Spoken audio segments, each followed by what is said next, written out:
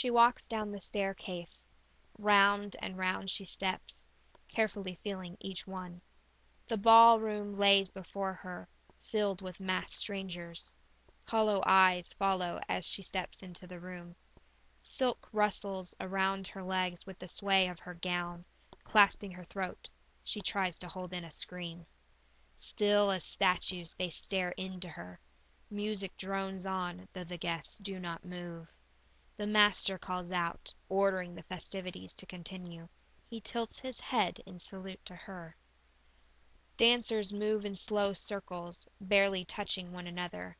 Neither love nor passion will ever be found within these walls. A dark partner emerges, taking hold of her, though she does not wish to dance. Fighting is of no use. Tight and roughly he moves her across the floor. His mocking mask smiles too sweetly. The shadow of his eyes trace her bare face. She has yet to truly join the masquerade, and his silence is threatening. The music is slowing, and she feels him tightening his grip round her hands. Song ended, he turns her to the master.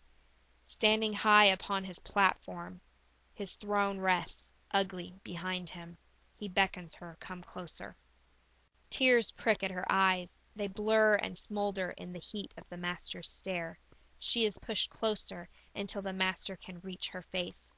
With hands burning as hot as his eyes, he caresses her skin. He touches first forehead, then nose, cheek, and neck. Finally, he brings his fingers around her eyes. Nails bite into her soft skin, and her screams are released. Letting her go, he motions the guests to come forward. She does not see them, but the tinkle of laughter comes from behind.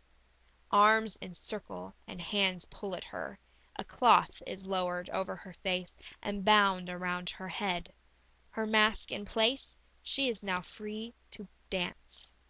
A partner takes hold of her again, and the music swells. She feels the movements, hears the noise, smells the sulphur in the air, but cannot see. The mask is meant to both bind and blind.